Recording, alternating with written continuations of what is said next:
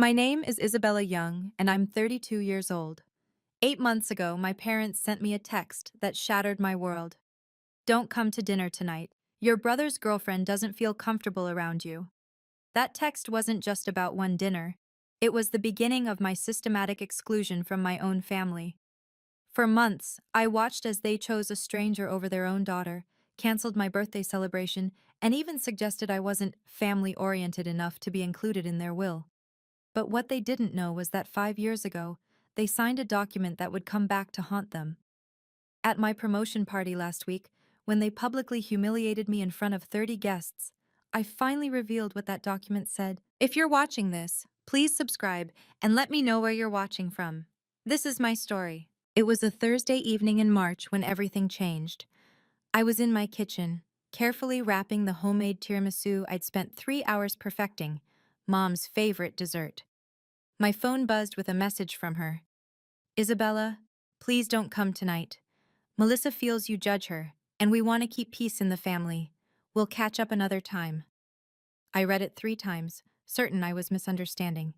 Melissa, my brother Marcus's girlfriend of exactly 2 months, a woman I'd met precisely twice, both times making every effort to welcome her into our family. The first time we met, she'd shown up to Sunday brunch in a designer dress that cost more than most people's rent, immediately launching into stories about her influence on social media. I'd smiled, asked about her interests, even followed her Instagram account with its 3,000 followers and endless selfies. The second time, at Marcus's birthday, she'd spent the entire evening clinging to my parents, calling my father Dad, and my mother the mom she always dreamed of. I called Mom immediately. What do you mean Melissa doesn't feel comfortable? What did I do? Honey, she says you look at her funny, that you make her feel unwelcome with your success talk. My success talk? Mom, she asked about my job. I answered. Well, maybe tone it down. Not everyone has your advantages. Advantages? I wanted to laugh. While Marcus had dropped out of 3 colleges on my parents' dime, I'd worked 2 jobs to put myself through architecture school. While he lived rent-free in their guest house at 28, I'd been independent since 22. Mom, this is a family dinner. I'm family. Melissa is going to be family too, Isabella. Marcus is serious about her. 2 months. They'd known each other 2 months, and suddenly she had veto power over my presence at the dinner table where I'd eaten thousands of meals. I set down the tiramisu, its chocolate dusting now seeming pointless. Through my kitchen window, I could see the city lights starting to twinkle. Somewhere across town, my family would be gathering without me, laughing at stories I wouldn't hear, making memories I wouldn't share. Fine, I said, my voice steadier than I felt. Enjoy your dinner. As I hung up, I didn't know this was just the beginning. That over the next 8 months, Melissa doesn't feel comfortable would become the reason I'd miss Easter, the 4th of July, even my own birthday dinner. But this was just the beginning of something much bigger than any of us realized. To understand how Melissa gained so much power so quickly, you need to understand my family dynamic. Growing up, I was the daughter who was supposed to follow in my parents' footsteps. Dad was a respected cardiologist, Mom a head nurse at the same hospital. From age 5, they'd introduce me as our future doctor. But I loved buildings, not bodies. I wanted to create spaces where people lived, not operating rooms where they might die. When I chose architecture over medicine, you'd have thought I'd chosen prison over paradise. Such a waste of your intelligence, Dad would say at every family gathering, even as I graduated summa cum laude. Meanwhile, Marcus could do no wrong. When he dropped out of pre-med, Dad called it finding himself.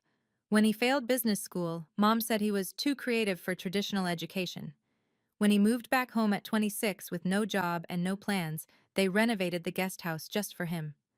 While Marcus slept until noon and played video games, I quietly built my career from scratch. Internships that paid nothing. Entry-level positions where I was the only woman in the room. 70-hour weeks that no one in my family asked about because architecture wasn't real medicine. By 31, I'd become the youngest senior designer at my firm. My parents' response? That's nice, dear. Did you hear Marcus got an interview at that pharmaceutical company? The interview he never showed up for. I loved my brother, but the inequality was exhausting.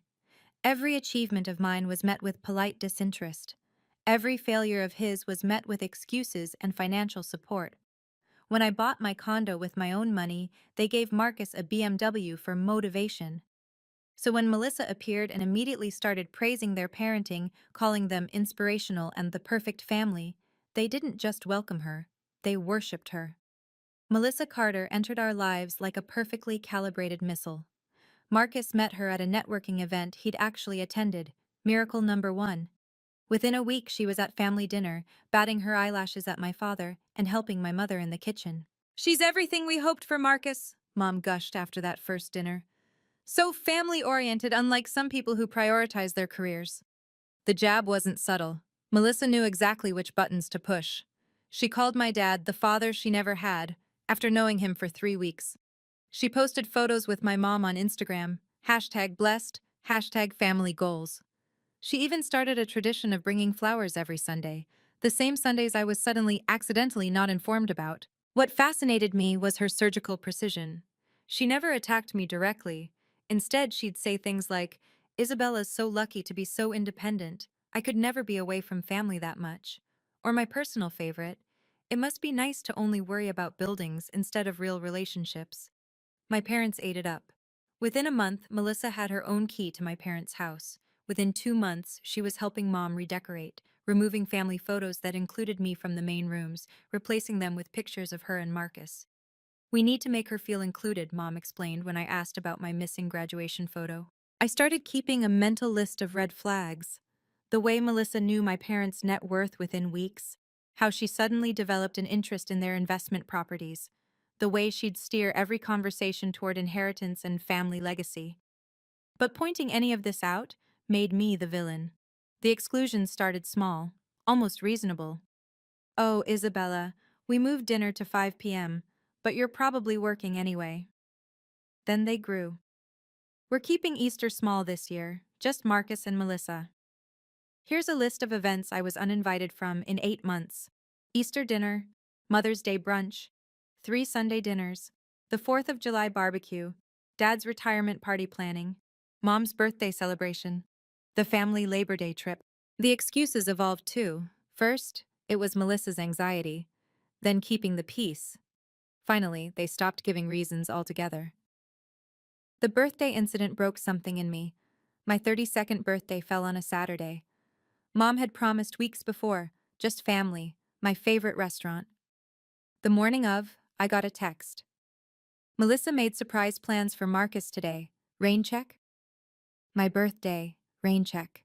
I spent that evening with friends who actually wanted my company, but the sting remained.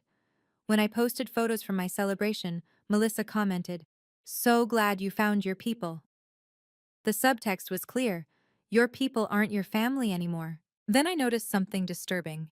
Every achievement I posted on social media was followed by family drama within 24 hours.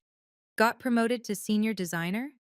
Suddenly, Melissa was hurt by an imaginary slight. Won a prestigious project? Marcus needed emergency family support for his latest crisis. It wasn't coincidence. Melissa was monitoring my social media, strategically creating conflicts to overshadow my successes. She wanted me invisible, and she was succeeding.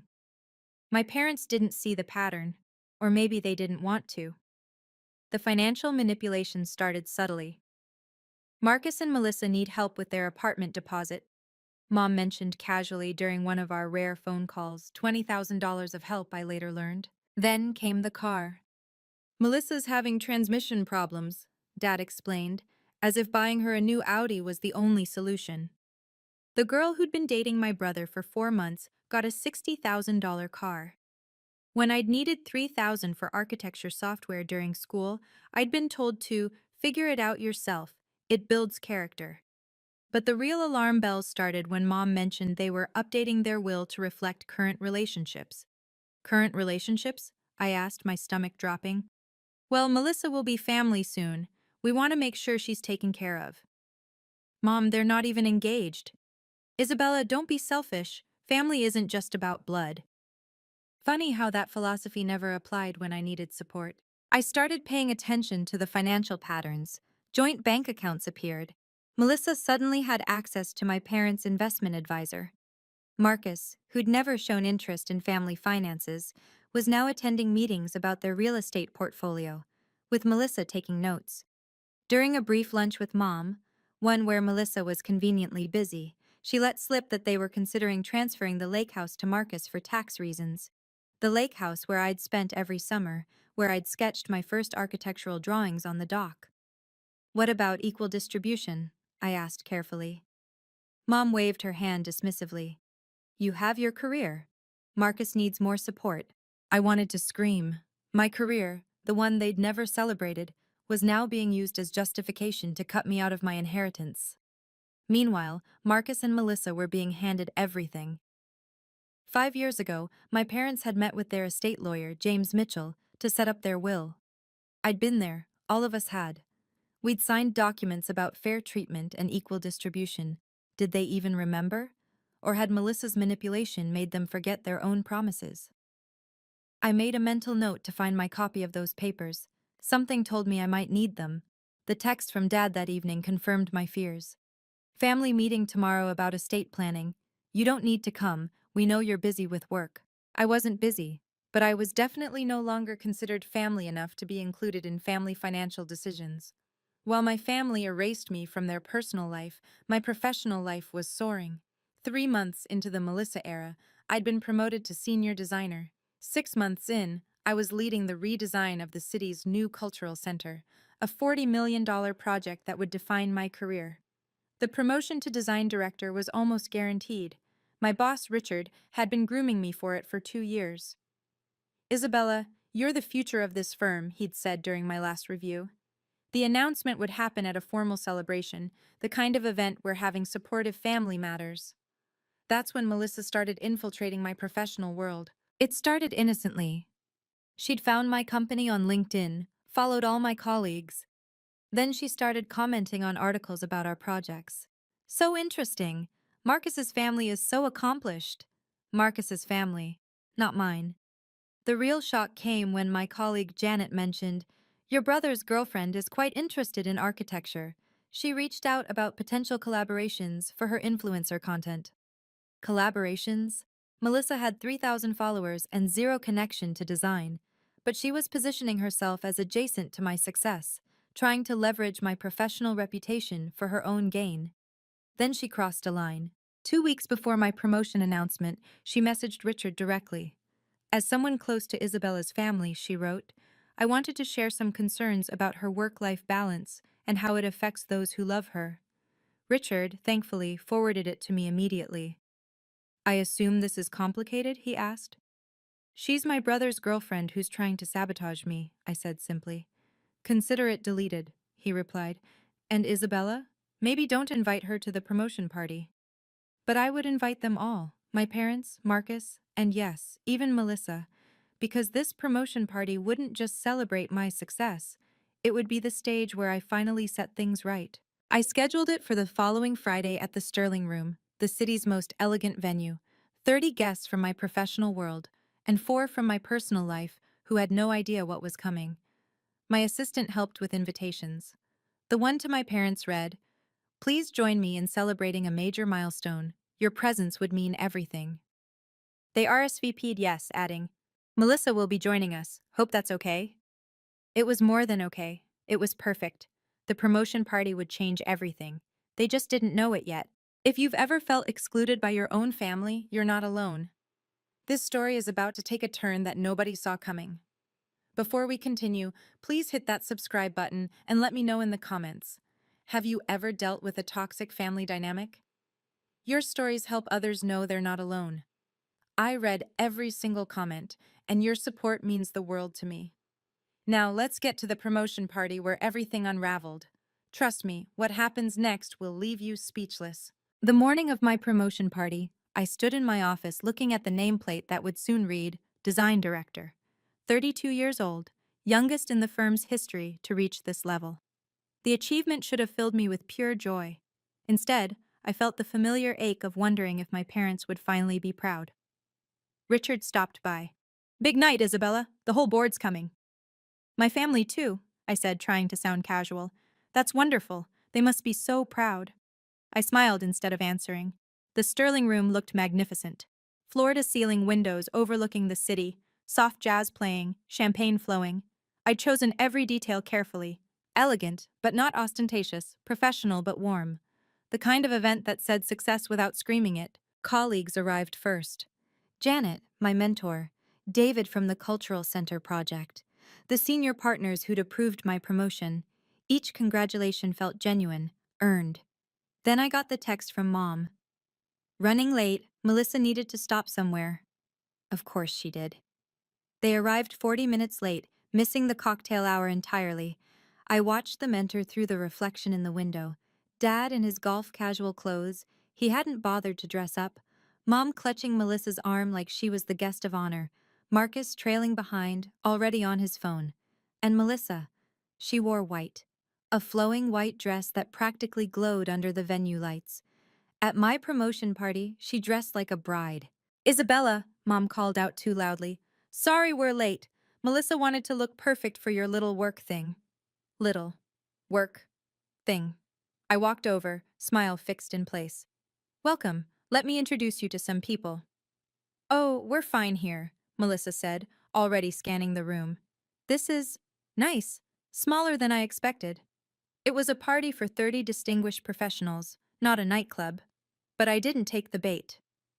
Yes, intimate gatherings are more meaningful, I replied. The speech starts in 10 minutes. Speech? Marcus looked up from his phone. You're giving a speech at your own party? It's customary when receiving a major promotion, Richard said, appearing beside me. Isabella's achievement deserves recognition. My family exchanged glances I pretended not to see. The contrast was painful to watch. On one side of the room, my colleagues mingled, discussing projects and congratulating me. On the other, my family had claimed a corner table, isolated and clearly uninterested. Melissa held court, loud enough for others to hear. I could never work in an office, she announced. It's so limiting for creative souls. Mom nodded along. Melissa's an influencer, she explained to a passing waiter. Very successful. I caught Janet's eye. She'd Googled Melissa earlier. We both knew her influence extended to sponsored posts for teeth whitening kits that paid maybe $50 each. Isabella, David called out.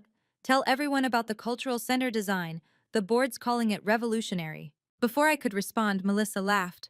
Revolutionary? It's a building. Let's not get carried away. The room quieted slightly. David, bless him, simply turned his back on her and continued talking to me. As I circulated, I noticed Melissa taking photos, not of the celebration, but selfies with the venue as backdrop. She was already crafting her narrative. Look where I am, look how important. Marcus hadn't looked up from his phone once. Dad was checking his watch. Only Mom made an effort, though even she seemed more interested in whatever Melissa was saying than in her daughter's achievement. 5 minutes until the toast, Richard announced. I excused myself to touch up my lipstick, needing a moment to center myself. In the bathroom mirror, I saw what my colleagues saw.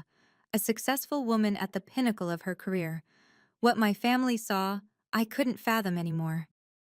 When I returned, Melissa was standing, phone positioned on the table, camera facing the podium area. What are you doing? I asked. Recording for my followers, she said breezily. They love behind-the-scenes content.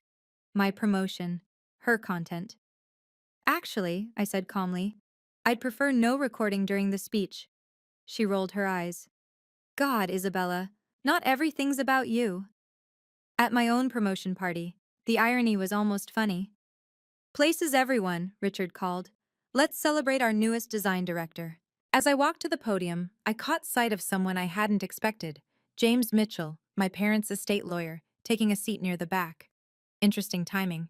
James Mitchell sat at a back table, briefcase beside his chair, looking like any other professional guest.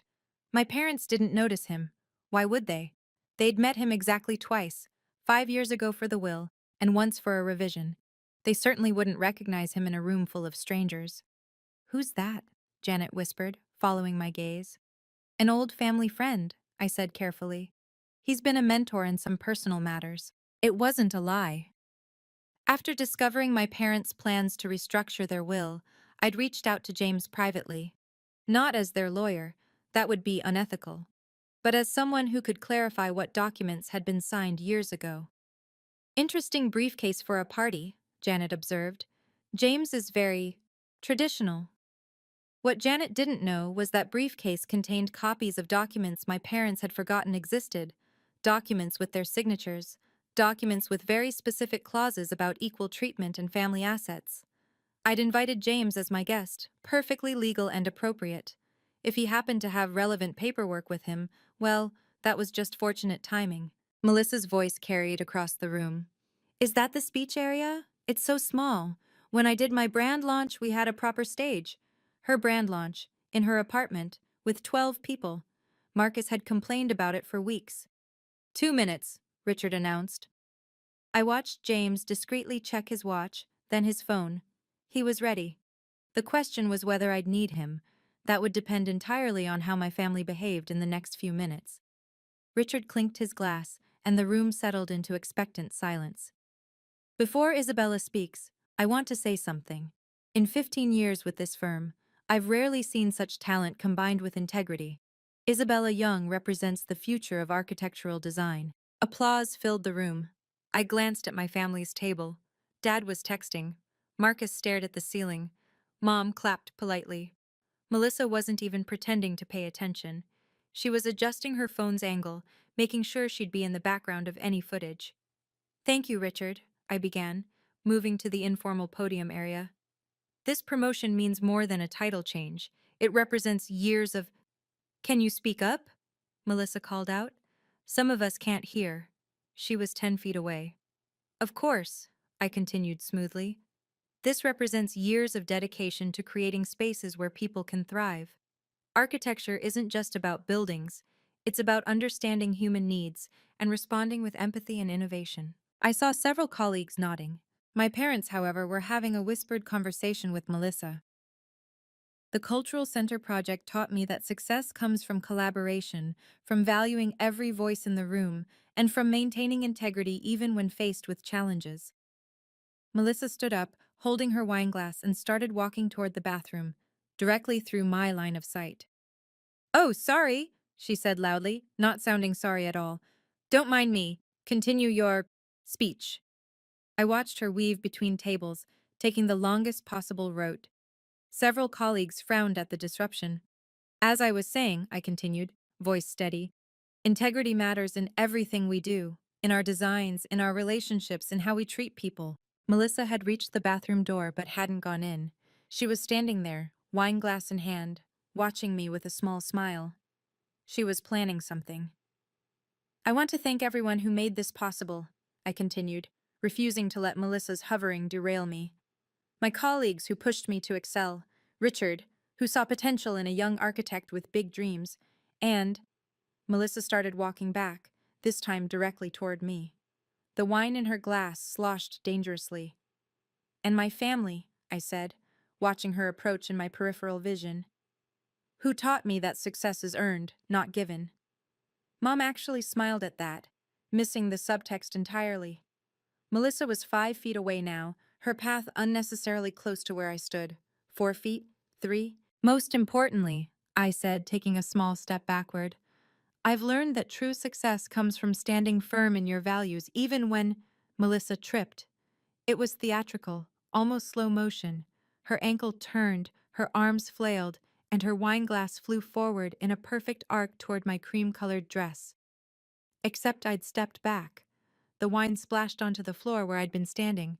Melissa stumbled forward, expecting to collide with me, and instead found empty air. She caught herself awkwardly on a chair, wineglass shattering on the marble floor. The room went silent. Oh my God, Melissa gasped, straightening up. Isabella, why did you move? You made me fall. Every eye in the room turned to us. Several people had their phones out. They'd captured the whole thing. Are you hurt? I asked calmly, not moving to help her. You pushed me, she declared, voice rising.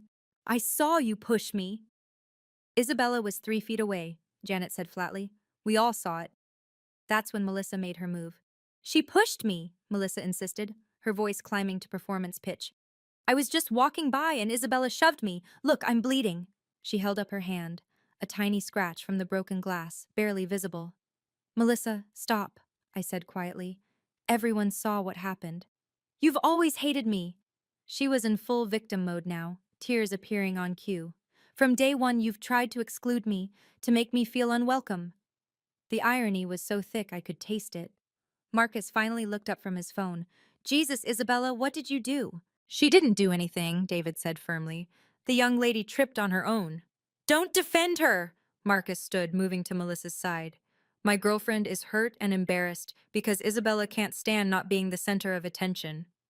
Marcus, I said, still calm. Melissa walked directly at me with a full wine glass. There are 30 witnesses. Witnesses to your jealousy. Mom had stood now, too. Isabella, this is your promotion party. Why would you create drama? I almost laughed. I'm creating drama? I was giving a speech. You were showing off, Dad interjected, his first words all evening. As usual. And when Melissa accidentally got in your way, you humiliated her. The room was dead silent. My professional colleagues were witnessing my family defend someone who'd obviously tried to sabotage my moment. She's bleeding. Mom rushed to Melissa with napkins. We need to leave. This is too stressful for her. No, Melissa said, chin lifting. I deserve an apology. In front of everyone. And there it was. The real goal. Public humiliation at my professional peak. Apologize, Isabella, Dad commanded. Now. Every colleague was watching. Richard looked ready to intervene. James Mitchell had quietly stood up, hand on his briefcase. Apologize? I repeated, looking at my father. For what, exactly? For pushing Melissa, Marcus shouted. For being a jealous, bitter... Marcus, Richard's voice cut through the room like a blade. You're speaking to our design director. Show some respect. Respect? Marcus laughed bitterly. She doesn't deserve respect. She's always been like this. Cold, superior, thinking she's better than everyone. Because she has a job? Janet asked dryly. The burn was so subtle it took Marcus a moment to process it. Several colleagues hid smiles. Isabella has always been difficult, Mom announced to the room, as if explaining to children. Ever since she chose career over family, we've tried to include her, but she makes it so hard. Include me? The words escaped before I could stop them.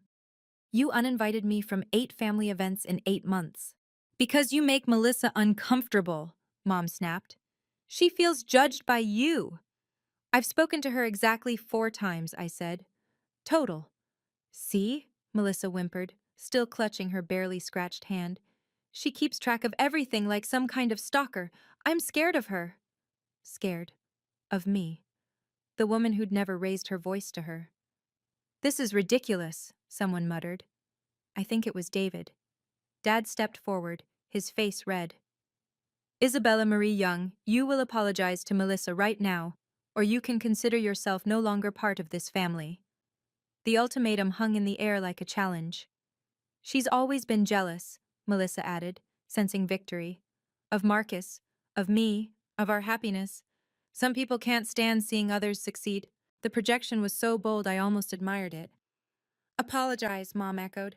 Do the right thing for once. I looked around the room, at my colleagues who'd watched me earn this promotion, at my parents who'd chosen a stranger over their daughter, at Melissa, smirking behind her fake tears, at Marcus, righteous in his enabling, at James Mitchell, who'd moved closer, briefcase in hand. You want me to apologize? I said slowly. Let's discuss what apologies are really owed. There's nothing to discuss, Dad said, his doctor voice, the one that brooked no argument. You've embarrassed us enough. Apologize to Melissa, and we can all move past this unfortunate incident. Unfortunate incident, I repeated. Is that what we're calling attempted sabotage now? Sabotage? Melissa's voice went shrill. I was getting a napkin. From across the room? Walking directly at me? With a full glass of wine? You're paranoid, Marcus spat. Just like you were paranoid about Melissa monitoring your social media. She comments within an hour of every post I make. Because she's trying to be supportive, Mom cried. Something you'd understand if you weren't so self-absorbed. The gaslighting was breathtaking. 30 professional witnesses, and my family was rewriting reality in real time. I need that apology, Melissa said, pressing her injured hand to her chest. For my emotional well-being. Your emotional well-being, I said flatly. Yes, being attacked at what should be a celebration, it's traumatic. I took a deep breath, feeling the weight of 30 pairs of eyes. My colleagues watching to see if I'd buckle. My family, certain I would. You know what else is traumatic? I asked, my voice carrying clearly. Being systematically excluded from your own family, having your achievements dismissed, watching your inheritance get redistributed to someone who's been dating your brother for less than a year. Mom gasped. Isabella, family business is private. Then perhaps, James Mitchell said, stepping forward, we should discuss this somewhere more appropriate. I believe I can help clarify some matters. My parents froze, finally noticing him. James? Dad's face went pale. What are you doing here? This is the moment where everything changes. If you've been waiting to see justice served, you're about to witness something incredible. But first, if this story resonates with you, please like this video and share it with someone who needs to hear that standing up for yourself is always worth it. Drop a comment with a, "If your team Isabella." I see every single one, and they mean the world to me. Now, watch what happens when the family lawyer reveals what my parents forgot they signed. Hello, Robert. Linda. James Mitchell's voice was professionally neutral as he approached our group. I'm here as Isabella's guest this evening. Our family lawyer is Isabella's guest? Mom's voice cracked. That's a conflict of interest. Actually, James said calmly, I'm here in a personal capacity, though I do happen to have some documents that might be relevant to this discussion. Melissa stepped back, suddenly less interested in being center stage. Who is this? James Mitchell, he said, extending a hand she didn't take. I've been the Young family attorney for 15 years. I helped draft their estate plans. This is inappropriate, Dad blustered. Whatever Isabella has told you. Isabella hasn't told me anything that isn't already documented, James interrupted smoothly. However, given what I've just witnessed, I think it's important to remind you of certain legal agreements you signed. The room was riveted. Even the catering staff had stopped moving. We don't need to do this here, Marcus said, grabbing Melissa's arm. Come on, babe, let's go. Actually, James said, since you're named in these documents, Mr. Young, you might want to stay. Marcus froze. What documents? James opened his briefcase with practiced efficiency. 5 years ago, your parents signed a comprehensive estate plan. Isabella was present. So were you, Marcus, though you left early for a date. So? Melissa interjected, apparently unable to help herself. That's ancient history. Legal documents don't expire, Ms. Carter. Melissa Carter. Ms. Carter. These particular documents include something called an equal treatment clause. Are you familiar with that term, Robert? My father's face had gone from pale to gray. We signed a lot of papers that day. Yes, James said. You did. James pulled out a leather-bound folder, his movements deliberate and calm. This is the equal treatment clause you both signed. Would you like me to read the relevant section? This is ridiculous, Mom said weakly. We're at a party. A party where you just publicly threatened to disown your daughter, Janet observed. Several colleagues murmured agreement. James cleared his throat. The clause states, should any beneficiary be subjected to systematic exclusion, discrimination, or disinheritance based on factors unrelated to criminal activity or documented abuse, said beneficiary may invoke immediate asset protection. This protection freezes their portion of the estate and prevents any redistribution that would constitute discriminatory practice. The silence was deafening. Furthermore, James continued, the clause includes documentation requirements. Any pattern of exclusion lasting more than 6 months triggers automatic review. That's not... We didn't mean... Dad stammered. You also signed an addendum, James said, pulling out another document. It specifically states that family gatherings, celebrations, and communications must be equally inclusive to all beneficiaries unless legal restraining orders are in place. This is insane, Marcus exploded. You can't force people to invite someone to dinner. No, James agreed. But you can't systematically exclude one beneficiary for 8 months while financially supporting another who isn't even legally family, then threaten disinheritance without triggering this clause. Melissa's face had gone white. I'm not after their money. No one said you were, James replied mildly. Though the $20,000 apartment deposit and $60,000 Audi might suggest otherwise. Gasps rippled through the room. My colleagues were getting quite a show. How do you know about that? Dad demanded. Financial transfers are documented, Robert, especially ones that size. Isabella told you to ambush us, Mom accused. Isabella invoked her rights under a legal document you signed, James corrected, after 8 months of documented exclusion, witnessed threats of disinheritance, and what appears to be an attempt at public humiliation at her professional celebration. He gestured to the room full of witnesses, all of which has been rather thoroughly observed. Isabella, James said, turning to me, would you like to present your documentation? I pulled out my phone, my hands steady despite my racing heart. 8 months of text messages, starting with "Don't come to dinner, Melissa doesn't feel comfortable." I showed the screen to James, who nodded. March 15th, then April 2nd, Easter. April 28th, Sunday dinner. May 12th, Mother's Day. Those were private family decisions, Mom protested. May 30th, Memorial Day barbecue, I continued. June 15th, Dad's retirement party planning. July 4th, keeping it small. July 28th, my birthday dinner canceled for Melissa's surprise plans. You're keeping score? Marcus said disgustedly. That's sick. It's called evidence, Richard said quietly. We use it in the professional world. There's more, I said. Screenshots of Melissa's social media posts from every family event I was excluded from. 32 posts tagged family goals. 0 with me in them. That proves nothing, Melissa shrieked. It proves a pattern, James said, combined with tonight's witnessed events, including your attempted assault with the wine glass. Assault? Melissa laughed hysterically. It was an accident, which multiple witnesses saw you stage, David added. I have it on video if needed. 3 other colleagues nodded. They'd recorded it too. The birthday cancellation is particularly relevant, James noted. Canceling a child's birthday celebration for a non-family member's plans could be considered emotional abuse under the terms of the clause. Emotional abuse? Dad's voice cracked. We're her parents. Who publicly told her she's no longer part of the family, James reminded him, in front of 30 witnesses, after 8 months of documented exclusion. Based on the documented evidence, James announced, his voice carrying the weight of legal authority, Isabella is within her rights to invoke immediate asset protection. This means her inheritance, currently valued at approximately 1/3 of the estate, is frozen and protected from any redistribution. 1/3? Melissa's voice pitched high. What do you mean 1/3? The estate is to be divided equally among beneficiaries, James explained. That means Isabella, Marcus, and a portion for charitable giving as specified. Any attempt to alter this in a discriminatory manner is now legally void.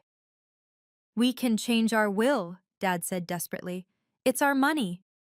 You can, James agreed, but not in a way that discriminates against one child based on the documented pattern of exclusion. The equal treatment clause you signed prevents punitive disinheritance without cause, and making Melissa uncomfortable doesn't constitute cause. This is extortion, Marcus shouted. This is contract law, James corrected. Your parents agreed to these terms. They signed them. They had them notarized. He pulled out one more document. Isabella, as the aggrieved party, you have the right to invoke trustee review.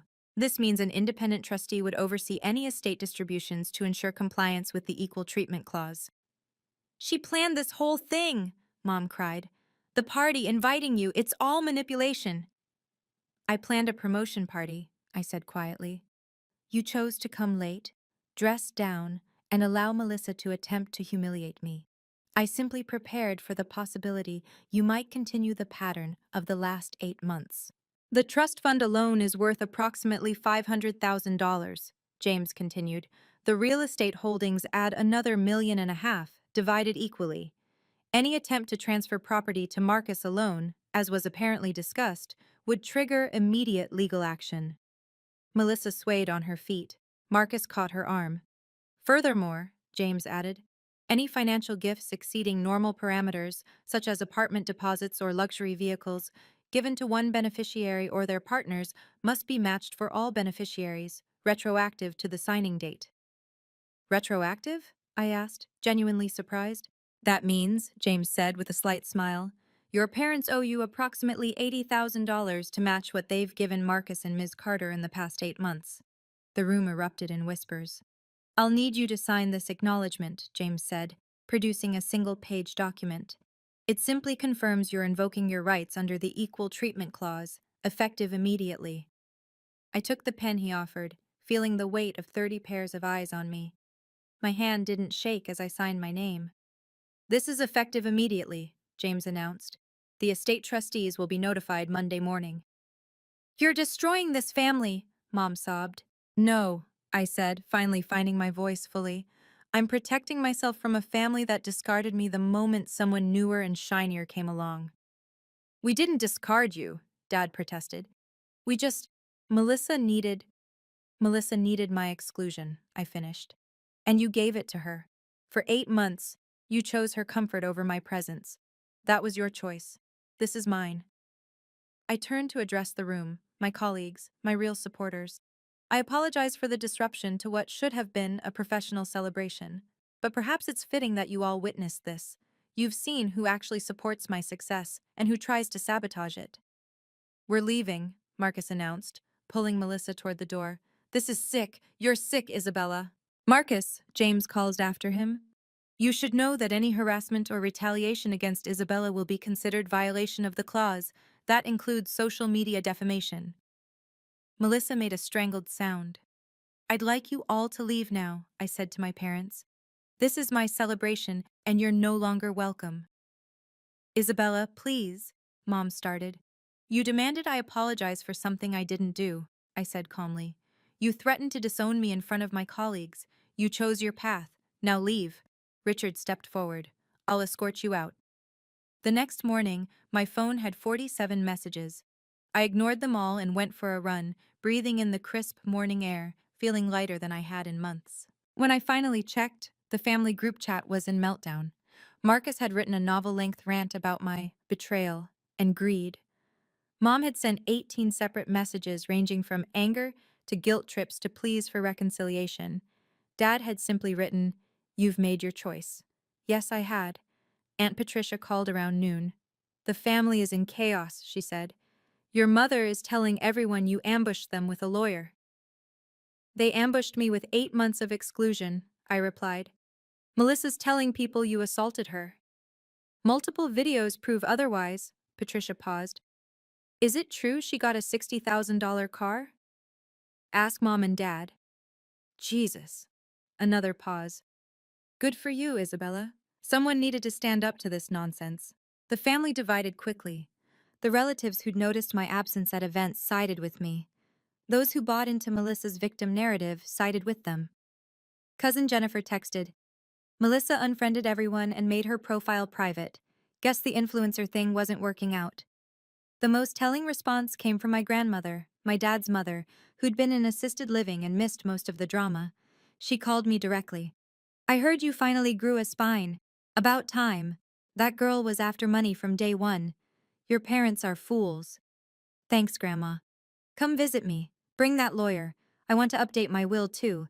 Make sure your parents can't touch a penny if they keep acting like idiots. I laughed, the first real laugh in months. I love you, Grandma. Love you too, sweetheart. Stay strong. Monday morning at the office was surreal. Word had spread, but not in the way I'd feared. Instead of judgment, I found respect. Richard called me into his office. Friday was eventful. I'm so sorry for the disruption. Don't apologize. You handled an impossible situation with grace and intelligence, preparing legal protection while maintaining your composure. That's exactly the kind of strategic thinking we need in leadership. I wasn't sure how it would look professionally. It looked like someone who knows their worth and won't accept less. The board was impressed. David specifically said, if she can handle that with such dignity, she can handle any difficult client. Janet knocked and entered. The whole office is talking about it. You're a hero to anyone who's ever had toxic family drama. I just wanted to celebrate my promotion, I said. And you did, Richard smiled. Just with more fireworks than expected. By the way, 3 clients called this morning specifically requesting you lead their projects. Apparently, they want someone who doesn't take any bullshit. That afternoon, an enormous bouquet arrived at my desk. The card read, "Congratulations on your promotion. Sorry for missing the speech. The colleagues who matter." It was signed by everyone in the firm. Later, our biggest client, Sandra Morrison, pulled me aside at a meeting. "I heard about Friday. My daughter went through something similar with her in-laws. You did the right thing. Never apologize for demanding respect." My professional world, it turned out, understood something my family never had. Respect isn't negotiable, it's fundamental. 2 weeks later, the other shoe dropped. Marcus called at midnight, drunk and sobbing. I almost didn't answer, but curiosity won. "She left me," he slurred. "Melissa, she fucking left me." I stayed silent. The moment she found out the money was protected, she started pulling away, said I misrepresented our family's situation. Can you believe that? Yes, I could. "She was using me," he continued, the revelation apparently just hitting him. "Using all of us. She found another guy, some tech founder, already posting photos with his family." I pulled up Instagram on my laptop while he talked. There she was, Melissa with a new man, his parents, at what looked like a yacht club. Posted 3 hours ago. "Blessed with the best. Ash family love." "Isabella? You there?" "I'm here. You were right about her." His voice broke. "I'm sorry. I'm so fucking sorry." "Marcus. No, let me finish. Mom and Dad are devastated. She had them convinced you were the problem. We all bought it because it was easier than seeing the truth." "Which was?" "That we were being played. That we were so desperate for me to be successful at something, even if it was just dating someone pretty, that we threw you away." The admission hung between us. "I need your help," he said finally. "Mom and Dad won't talk to me. They blame me for bringing her into our lives. I have nowhere to go." "You have the guest house." "They changed the locks." I closed my eyes. "Marcus, I can't be your safety net, not anymore. Please, goodbye, Marcus." I hung up and blocked his number. 3 months passed. The legal protections held firm. My parents made no attempt to challenge the equal treatment clause. James had made it clear they'd lose. I established new rules for my life. Family contact only through email, only for necessary legal matters. No emotional manipulation, no guilt trips, no surprise visits. The money they owed me, $80,000 to match their gifts to Marcus and Melissa, was transferred without comment. I donated half to a scholarship fund for female architecture students and used the rest to start a foundation supporting people estranged from toxic families. Mom sent a letter in month 4. Not an email. An actual letter, in her perfect handwriting. "Isabella, we realize now how blind we were. Melissa played us, but we let her. We chose to believe her over you because it was easier than admitting Marcus was being manipulated. And maybe because we were always harder on you, expected more from you, because you were capable of more. That's not an excuse, it's a confession. We failed you as parents. We let an outsider convince us to abandon our daughter. We chose comfort over truth, ease over family. Dad is too proud to write, but he cries when he sees your building featured in the architectural magazines. He's collected every article. We don't expect forgiveness. We don't deserve it. But if you ever want to try rebuilding, we're here. On your terms, Mom." I read it twice, then filed it away. Maybe someday I'd be ready to respond. But not yet. Trust, once shattered, doesn't rebuild with words. It rebuilds with consistent actions over time. I focused on my chosen family instead. Janet, who'd become a true mentor. Richard, who'd promoted me again 6 months later. My team, who respected my boundaries and celebrated my successes. Even James Mitchell became a friend, meeting for coffee monthly to discuss not legal matters but life, books, the art of standing firm when the world wants you to bend. "You did the hardest thing," he told me once. "You chose yourself when everyone demanded you choose them." It shouldn't have been hard. Family should want you to choose yourself too. "Should," he agreed, "but that's why we have contracts, for when should fails." Looking back now, I realize the wine incident was a gift. Without Melissa's public performance, I might have endured years more of quiet exclusion, gradual erasure, death by 1,000 small cuts. Instead, she forced everything into the light, in front of witnesses, On camera. Undeniable. The lesson isn't about revenge or winning, it's about preparation. Document everything. Know your rights, have backup plans, and most importantly, recognize that family isn't about blood, it's about respect. Some people will say I destroyed my family. I say my family destroyed itself the moment they chose a manipulator over their own daughter. I simply refuse to be collateral damage. Today, I'm design director at one of the city's top firms. My projects have won awards my parents will never see me receive. I spend holidays with people who actually want me there, and I sleep peacefully, knowing I stood up for myself when it mattered most. Family isn't about blood, it's about respect. And respect, as I learned that night at my promotion party, is non-negotiable. If you've made it this far, you understand. You know what it's like to be the scapegoat, the excluded one, the family member who's somehow always the problem. You're not the problem. You never were. Thank you for listening to my story. If you've made it this far, you're probably someone who understands the pain of family betrayal. Remember, you deserve respect, especially from those who claim to love you. Please subscribe if this resonated with you and comment below. Have you ever had to set firm boundaries with family? What was the turning point for you? Your story might help someone else find their strength. And if you know someone who needs to hear this, please share it with them. Until next time, remember, you are worthy of respect, always.